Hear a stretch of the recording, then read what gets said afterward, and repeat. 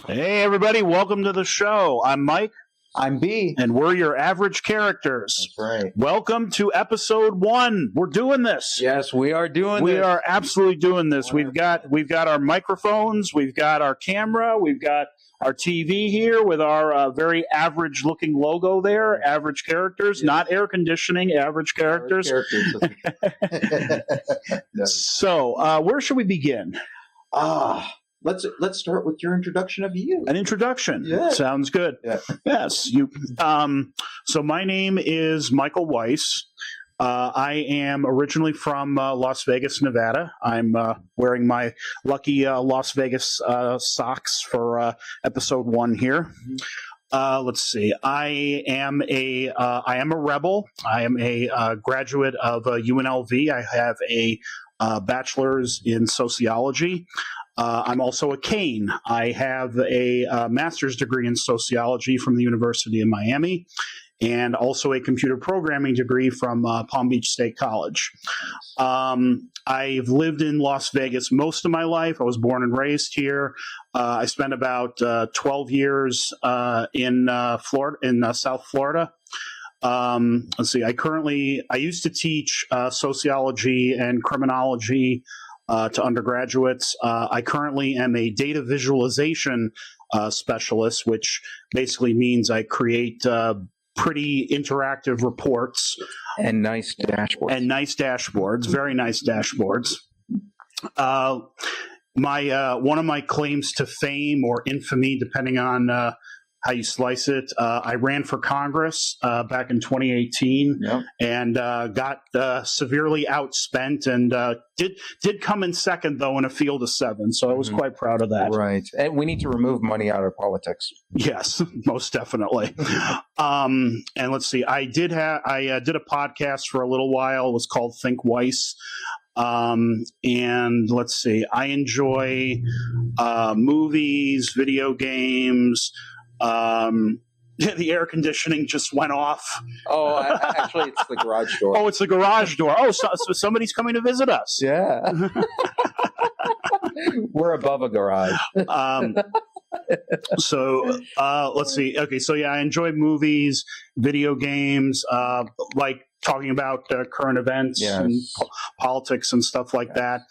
And let's see. And he's got 2 awesome dogs. Oh yeah, not only just 2 awesome dogs. Uh-huh. I have a goddess of a wife, Yes, Michelle. That's a given. Hi, Michelle. That's a given. Who has been the wind beneath my wings. We're going on. He's amazing. We're going on 9 years together. 6 years married. It's going to be this year. Will be 6 years. And let's see. Did I forget anything about myself? It's so weird talking about myself. I know. You're not the type to do it. That's why. No, I just maybe I should have talked about you, and you should have talked about me. Yeah. Well, you would have just gone on and on about how awesome I am, right? That's true. That's true. Everybody should have a friend like B, who tells you how awesome you are on a regular basis, just like him. Especially because I usually don't believe it. So that's all the pertinent details about me, I would say. So let's go to you now. All right. Yeah. My name is B, is my nickname, but my real name is really long, Bogam Shikanagunla. And I basically grew up all over the U.S. If you want to think about somebody who grew up in the U.S., it'd be it would be me for sure. Because I grew up in Tennessee, Mississippi, and all the way up in New York, D.C., over in California, and Oregon, Washington, Nevada. I've been everywhere pretty much. Midwest, I've been there as well. So if you had to corner me down to one place that I'm actually from, it would be New York, upstate New York. But I'm pretty much all over. Which coincidentally is also where my parents are from. Which is amazing. And that also amazing because you went to SUNY Buffalo, which is where my mom got her PhD and my dad did his residency. Yeah, which is amazing. I mean, the coincidence is phenomenal. So it was meant to be. Yeah. We were going to run into each other eventually, whether we liked it or not. Exactly. I don't make as cool dashboards as Mike does, but I do work in the computer science industry. I work in human capital management and anything ERP related, enterprise resource management and programming, and I do anything related with finance. So It's pretty much anything that's required for a company to keep itself going and to keep its finances in check. So pretty much that's. But you rely on you guys rely on the graphs and That's right. dashboards that I use to present present fun stuff there. Michael is the face. I'm the behind the scenes. And my background is very similar to his, except I didn't do the cool stuff like him on sociology. I did more anthropology, math, more. Hey, sociology. I mean, it's cool, but it's also very cool. It's very depressing. It's depressing. It can be very. You learn about, like, anybody that's ever taken a sociology course, they know, like, oh my goodness, there's a hell of a lot of problems here that I was not aware of until reading this textbook. So true. And anthropology. I mean, you guys were like our buddies, back when I was in grad school. Yes. Like, I mean, we basically go ahead and we take whatever you make as your theories, and then we try to discover it for the past. Yes. So we're like the past people. You're the present and future. Yes.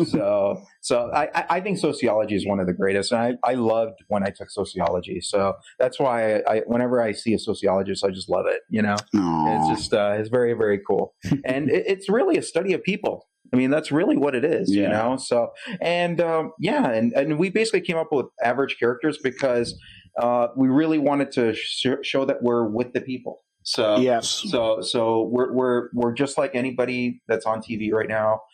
That's just getting by and trying to get through life and trying to get through the day to day. Yeah. And there's so much focus on the extraordinary, especially I feel in mainstream media, like the millionaires and the billionaires and the ruling class, but not so much focus on just what everyday Americans, everyday people of the world like people are like you and me. People like you and me, people like all of us just watching right now. Yeah, this is more about you. So we really want to represent what you are feeling and what we think you're feeling. And this is the most anti-billionaire podcast you can ever imagine. We hate billionaires. We think that they should not exist. And we are very anti-billionaire. Every time you see a billionaire, that means that you have a whole bunch of millions of people who don't have money. Yeah, there's only been, and I'm sorry I always got to bring this up, but there's only like a handful that have not exploited, people. Taylor Swift, of course, is one of the exceptions. But yes, and those of you are going to say, but her carbon footprint, yes, you are right. Her carbon footprint with her jet is extreme, but compared to other billionaires, she has not, exploited people, but she is the exception. She's exception. She is largely, the exception, and maybe a couple others. Selena Gomez, I think, just became a billionaire. Yes. Rihanna, yes, but like for every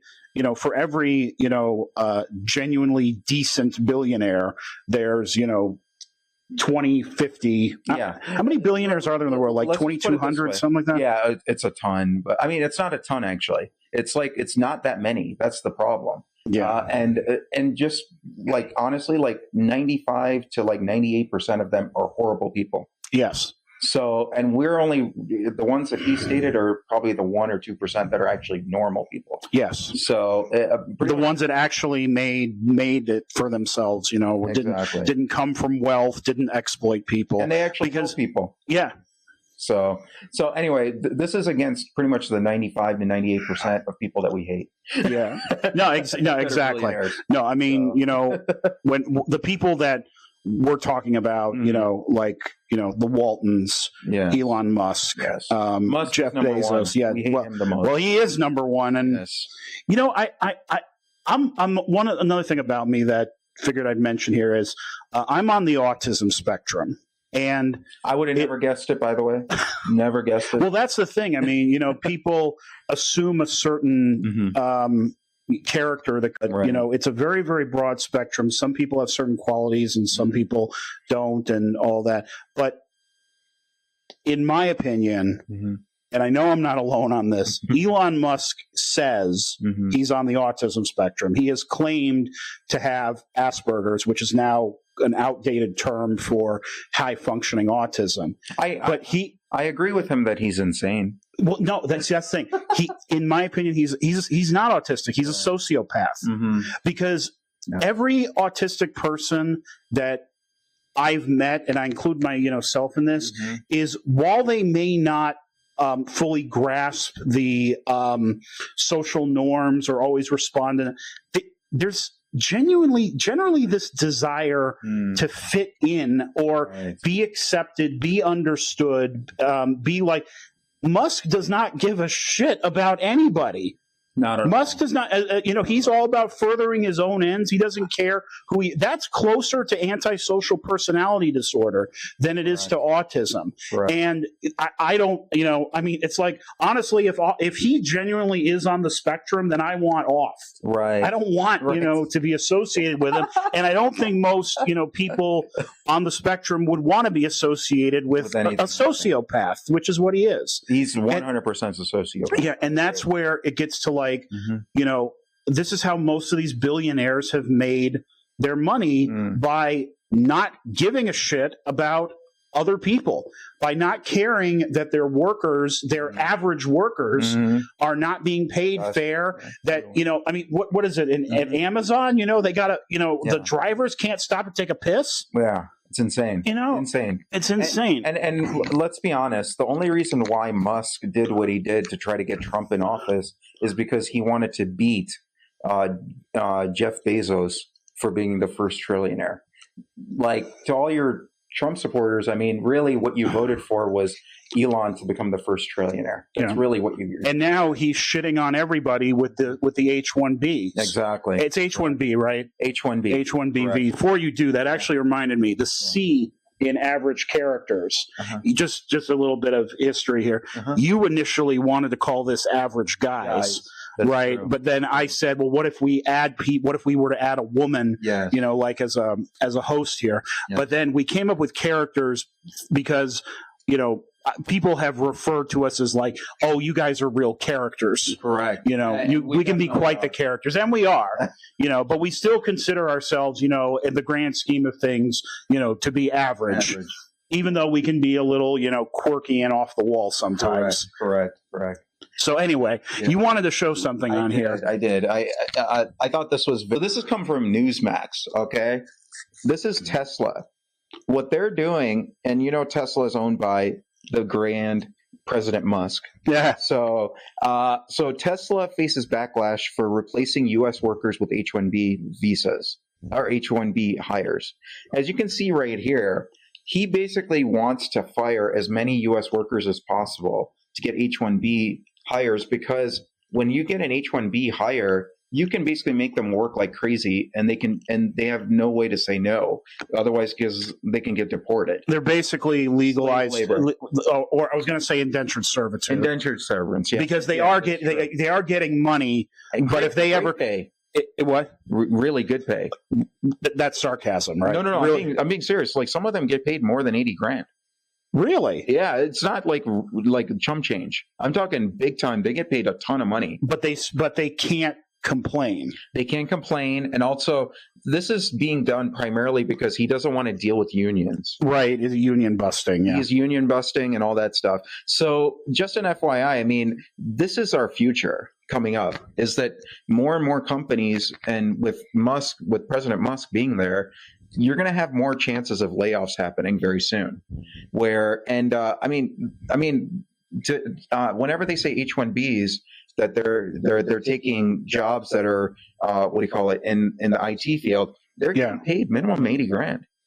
It's not like but let's be honest, in this economy, in this day and age, that's low end. Yes, that's low end even for an IT worker. It is. It is because of the cost of living now. Right. Which doesn't match. But it is still over the minimum wage. Not median wage here in the U.S. Right. Which that tells you a lot. Yeah. With where with where we're at. Yeah. Correct. With a lot of people, not even being able to buy eggs. And here's the interesting thing about this whole section right here. Okay, do you want me to read through, or I'll just kind of give? If you can just give the highlights. Yeah. Here. So Tesla went ahead and laid off a bunch of U.S. workers, and then they basically went with the foreign workers of H-1Bs, and then now he's under scrutiny for doing this. And this is just the beginning. This is not like, oh my goodness, it's just going to happen one time. This is going to happen throughout the whole U.S. So just be ready for this. And right here, I mean, it's approximately 15,000 jobs. That's a ton of people that are going to be out of work. Yeah. And you got to think about it like this. That 15,000 jobs are people that are U.S. citizens that could have been working here, and then they could have been buying things at the stores, buying things at the grocery store, as well as, buying concert tickets, whatever. They basically fuel the economy. Yeah. So now you're gonna change them for because of the fact that they make more money. They're gonna have less disposable income. They're gonna need to use unemployment, and then on top of that, you're gonna get these new H1Bs. They're gonna get paid less, which means less money that's gonna be put into the economy. So you got to think about it like that. Yeah. And this goes to just, Elon Musk does not consider or care about the consequences of his actions. Exactly. These are thousands of lives that he has effectively ruined. Exactly. For indentured servitude. They're potentially creating conditions akin to modern indentured servitude. Exactly. Yeah. There you go. Yeah. See? So it's like, hey, you don't, it's like, hey, boss, I'm not happy about something. It's like, really? Okay, get out of here. Yeah, exactly. Go back to your country. Exactly. And I just think that this is, and the funny thing about this is, like, they were saying that the reason why they needed to do H1Bs is because there's no U.S. workers that can do the job. But here you see a clear example where they laid off human work. Yeah, you had people that could do the job. It's like, what were they not? Yeah. Were they just seat warmers or something? Exactly. So this kind of defeats the purpose of anything that they're saying about H1Bs. Yeah, but the other thing is, like, well, if there were genuinely a shortage, of labor, it's like, well, where is the money that's supposed to go into education to help, create a, educated and skilled workforce? And this was the part that was actually, I was in agreement with the MAGA people, which kind of shocked me. You were in agreement? Yeah. With MAGA. Oh, we got this on film here. Yeah, this is probably the first and only time I'm going to agree with MAGA people, to be honest. Was when Laura Loomer was actually talking about it, and she's like, "Why couldn't you get the U.S. workers to do it?" And then here's the problem: they were so against us for wanting free college, free education, things like that. And the reason why we wanted that is because we wanted U.S. citizens to have that the power. U.S. citizens, as well as just anybody who lives here in the U.S. who's growing up here, they should have the first priority to get these jobs because they're going to be contributing to the economy. And you can only contribute to the economy if you have a job. Right. And the best way to get a job is through education. So, and once you make education free, these people will be able to be very instrumental people in society. Yeah, I mean, we're a laughing stock to, like, the rest of the developed world, 100%. Where it's like, you don't, you don't invest in the education of your citizens, right? And it's ridiculous. The funniest thing is, like, Laura Loomer, all of a sudden, like, the light bulb came in, and they're like, "Oh, we should have educated more of our people. We shouldn't have said the woke thing." They made education woke. I'm like, what the hell are you doing? You know what's shocking me about what's also a bit shocking about this? Now, I don't know if this has been proven or not, but supposedly she and Trump either have or are having or had an affair. They might have. You've seen those, I mean, let's just put it this way. So it's like, let's just put it this way: Trump's brain is not there. But it's like, okay, so his what do you call that? His son calling out his benefactor. Yeah, I would say his major donor. Yeah, his major donor. Yeah. So yeah, I mean, it's basically. And here's the thing: will this actually do anything as going forward? Like, will this actually put a light bulb moment for MAGA? I doubt it. 100%. I doubt it. I mean, this might be an area where we agree, but the chance of this getting anywhere beyond where it is right now is very slim to none. And you see, this is where, like, I'm getting a little nervous in terms of, like, because here we actually did find some common ground. Yes. And what is happening in some of, like, the left-wing spheres, and I think you know what I'm talking about here, is there are some that seem to be pivoting Yes. to To the wrong side. to the wrong side, or at least maybe trying a little too hard to find common ground. Right. I agree. So, and that's something that, I mean, I think perhaps the canary in the coal mine, although I wouldn't consider them progressive, were Mika Brzezinski and Joe Scarborough, where it's like they had been like vehement critics of Trump, right? And then suddenly, they went down to Mar-a-Lago and met with him, and suddenly they're like, hey, maybe Trump's not that bad. You know why they're doing this is because they want to have access, and they're scared to death of Trump suing them. Yeah, and I mean, catering to the right wing is profitable, right? That's true. I mean, like we're left wingers, so you're not going to see us profit or anything from this. We're just going to say our piece, really. Yeah, we don't even have any sponsors right now, so this is it's just us. Yeah. But yeah, like, and I don't. Some people have said that might have been, Cenk Uygur's, motivate something, that it might have been profit motivated. Well, I mean, but they are on Polymarket Studios. Oh, yeah, that's right. Polymarket is basically a crypto firm that basically allows you to gamble on, like, using cryptocurrency to actually gamble on different things. Like you could gamble on, let's say that the rate decrease for the U.S. will happen a certain number of times for the year. Mm-hmm. Or you can actually bet on who's going to win the election and all this other stuff. So that's what Polymarket is. It's just basically a crypto way. But the interesting thing about Polymarket is that you can't use it outside of the U.S. So I don't know how that works. But he is on Polymarket Studios, and he always says that. So, and I mean, it's not. Here's the thing: it's not necessarily misguided by itself, but true. See, I guess kind of the way I see it, like when you hear like somebody from MAGA making comments about the economy, being rigged or whatever, and they seem to be mad at the right thing, but they're blaming the wrong things and the wrong people. It's like, rather than blaming the billionaires, which is where the fault lies, they're blaming immigrants and trans people. Correct. And you see, they're hiding guilt. So much of MAGA is based on hate.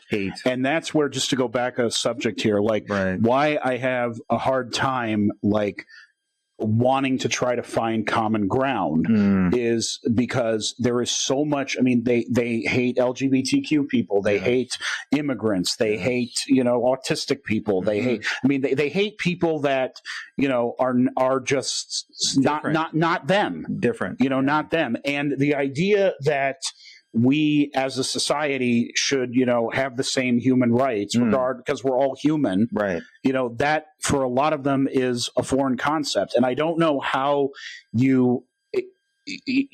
mean, the only person that I think was able to send a message of love and was able to get people who have a lot of hate in their hearts to listen might have been Bernie. Bernie is about it. I think that's about it. Because you saw people who were willing to forego, it seemed, their hatred if it meant a better and brighter economic future. Right. And then when they didn't get it, from Bernie, a lot of people went to Trump. And here's the thing. The one thing I think people don't realize, the government can only do so much. They can't say, oh, this is illegal. Like, you can't do this, can't do. Like, I mean, the government is there to help you in society. That's what they're there for. They're there to upheld the freedoms that we were given from the Bill of Rights. Right.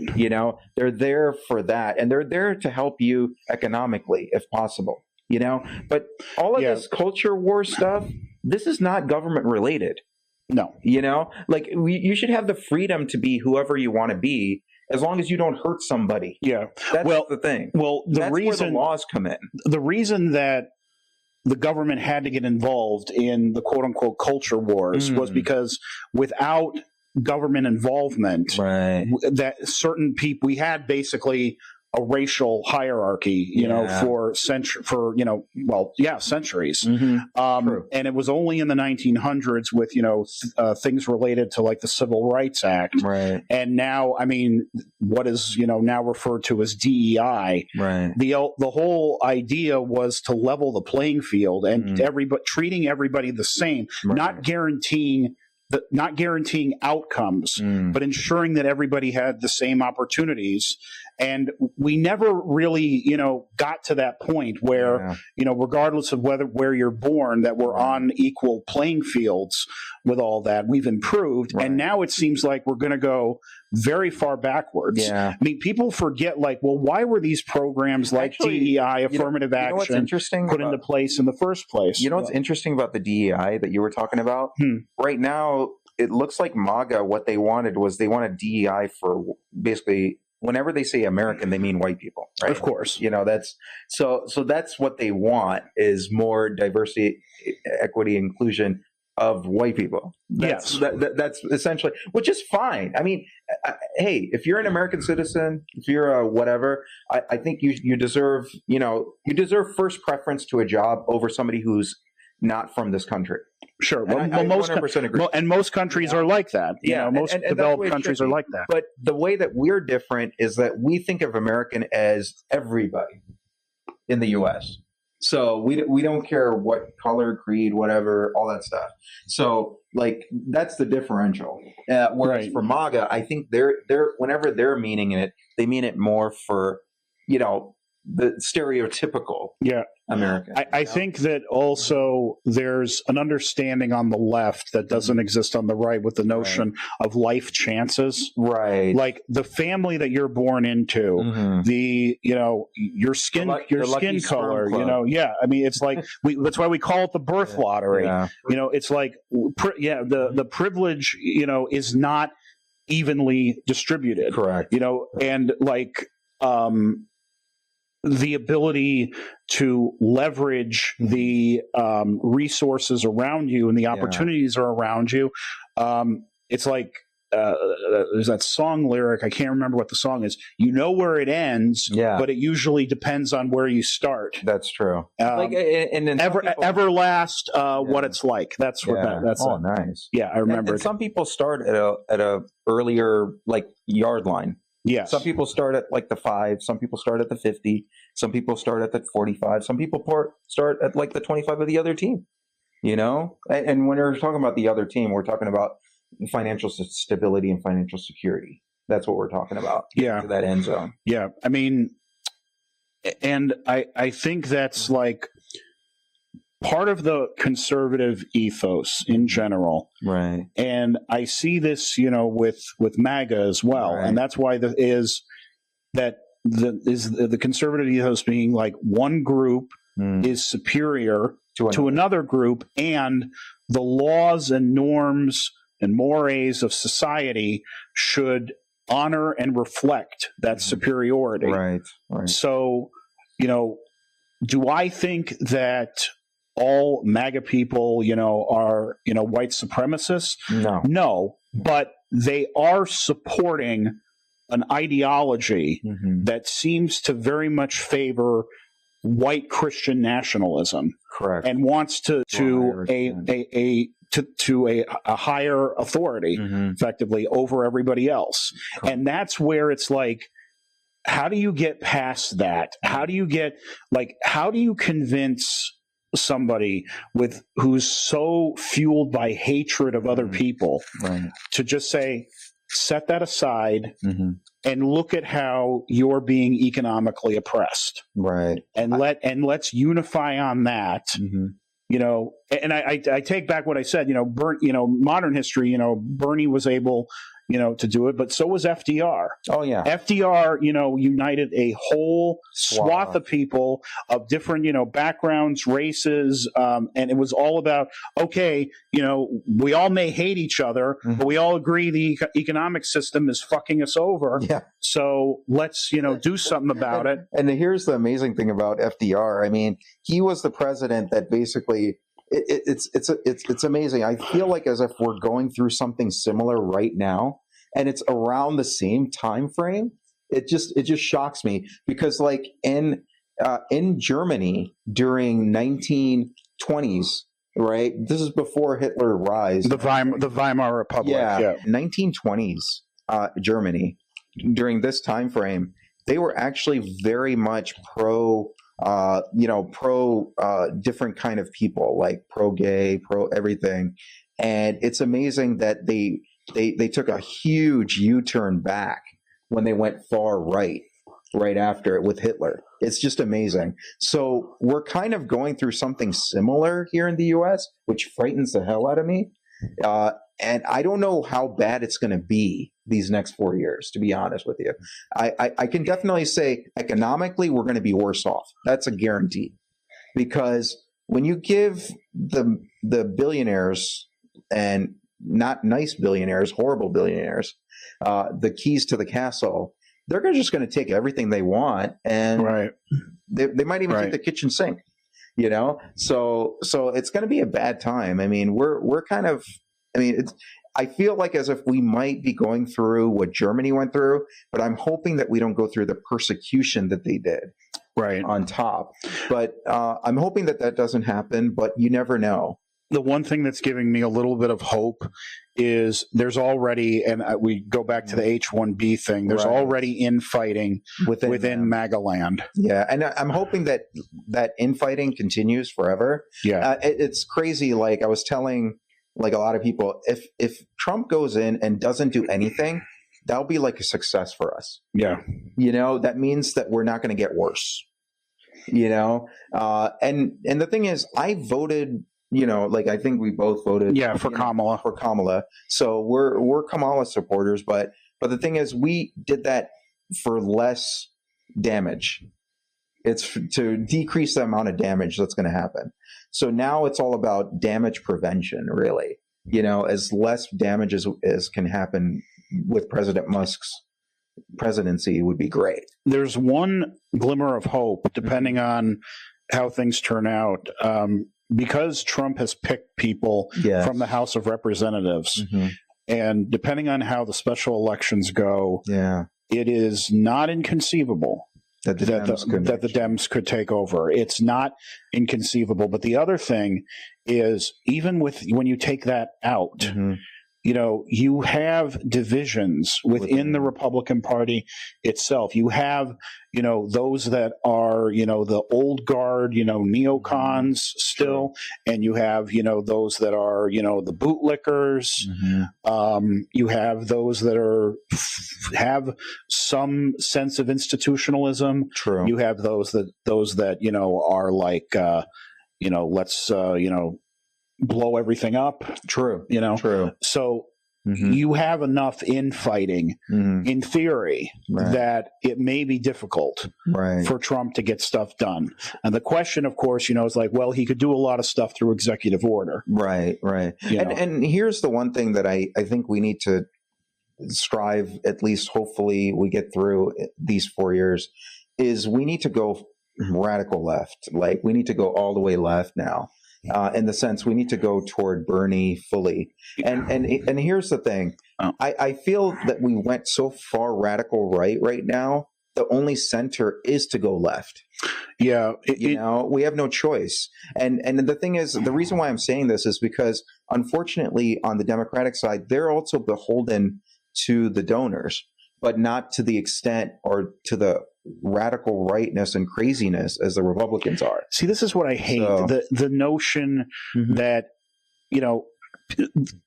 there are going to be some people that are not going to survive this term for one way or the other. Trump's term. And it's like the fact that things have to get worse in order for things to get better.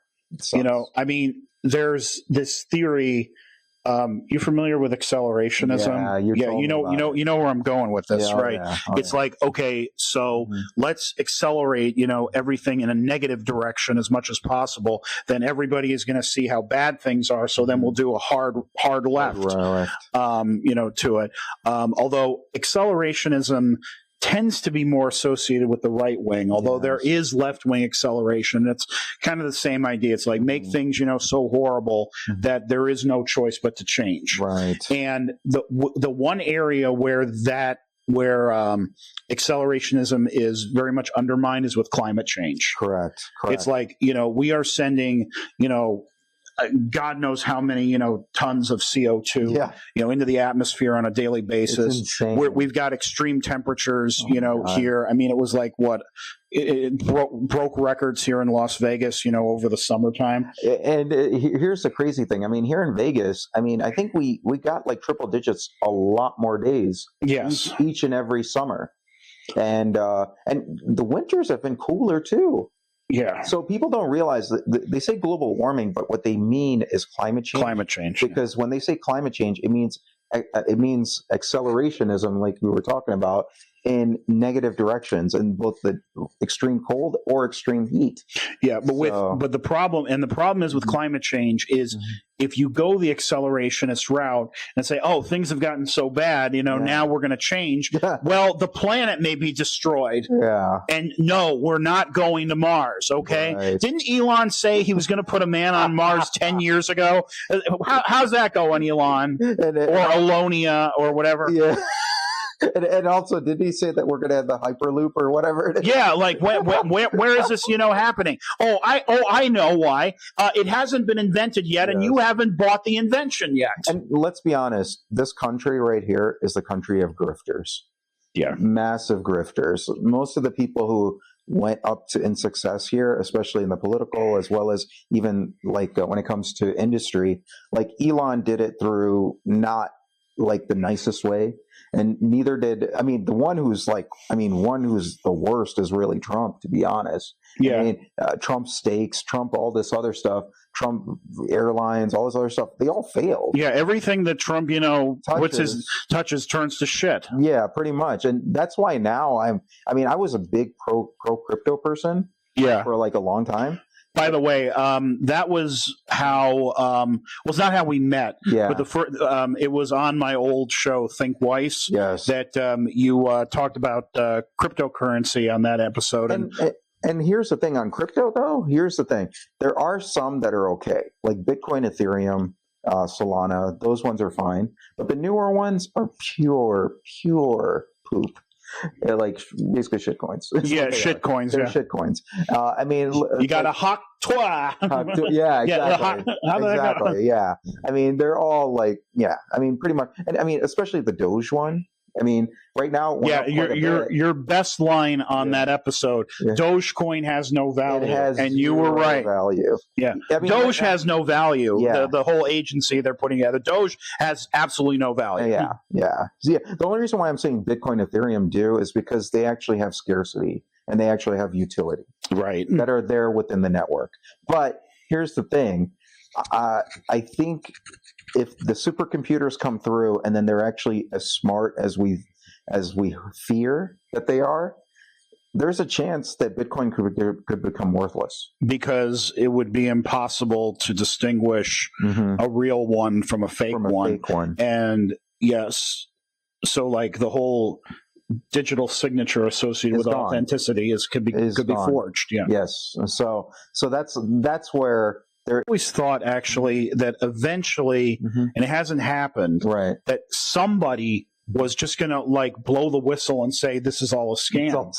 I don't know, like, how that would have manifested itself. The thing is, it actually does have utility. That's the surprising thing. Yeah. Because it does have authenticity. Right. If you watch our actual Think Weiss episode, you'll be able to see how we actually went through it and how it really does have authenticity. Bitcoin, Ethereum, all those ones, the ones at the top. Right. But like I said, the supercomputers, if they're as scary as people fear, the crypto market could be in for a rude awakening, and it could go down like a rock. No. Well, and by supercomputers, are you referring also to AI? AI as well, yeah. But I think AI I'm not as worried about. I'm more worried about the supercomputers. Because the supercomputers can actually, they can go through multiple calculations really quick. But so because of that speed, they can actually go ahead and they can forge that particular digital signature like you're talking. But could that be also forged with because AI can do deep fakes? They can. Can you deep fake? Could you in theory deep fake a Bitcoin? You could deep fake the authenticity of the Bitcoin. Okay. That's the thing. So and you like then the network is like, hey, they both are valid. What do I do? Right. You know, if both because basically the way it works for Bitcoin is that it gives you an authentic key that gets you into the network, and then if the digital computer is able to make its own authentic key that forges another one, you got problems. That means that you got more Bitcoin in circulation. Because the thing about Bitcoin is the fact that it's deflationary. That's what gives it value. Right. So, and that's where I'm like, but just letting you know, the supercomputer thing, it will not go into full effect probably until like 10 years from now. So right now, it's okay to invest in it, but I would definitely have an exit plan. Yeah, and not hedge all of your portfolio onto that. Correct. Yeah. Always be diversified. Yes. Always remember that, because you just never know which one will hit, which one will drop. Diversity is good. Yes, diversity in all forms. So, have you? Oh, yeah. I was watching. Because we're talking about, we've been talking kind of about, capitalist exploitation. Right. I finished season 2 of the Squid Game. Oh, dude, that was insane. Did you see it? Yeah. I've seen it. Oh my God. Yeah. Spoiler alert. No. Spoiler alert. It's good, but don't spoil it for them. Yeah. But it's just that whole concept of that series is, it's astounding. I mean, here are these people, deep in debt that they, can't pay, mostly through no fault, most of them through no fault of their own. And they're being used for entertainment. True. They're being exploited. They're putting their lives on the line, all literal lives, all for what, to entertain, some billionaires. Yes. Yeah. I mean, sometimes I wonder, it's like, because is this like a premonition of what's going to happen in the future? Yeah, like are we going to be like ancient Rome, where it's like we're all prisoners, and then they turn us into gladiators and they make us fight or something? Which reminds me, I actually watched that movie Gladiator. Oh, how'd that go? That one was amazing movie. There's a portion of it. Here's the big quote. Okay, the gates of hell are open night and day. Smooth the descent, and easy is the way. But to come back from hell and view the cheerful skies, in this the task and mighty labor lies. I'm missing it. No, like basically the gates of hell have just opened up right now with the new Trump presidency or Musk presidency. And it's open day and night, and we're smoothly going into the descent. So, but do you understand this one? The gates of hell are open night and day, smooth the descent, and easy is the way. But to come back from hell and view the cheerful skies, in this task and mighty labor, in this the task and mighty labor lies. That's for us. Like, once we get out of this 4 years of hell, we might become stronger. I get it. Hey everybody, we really hope you enjoyed episode 1 of Average Characters. If you did, please give this video a like, and please subscribe to the channel if you haven't already done so. Thank you so much for watching and or listening, and we'll see you next time.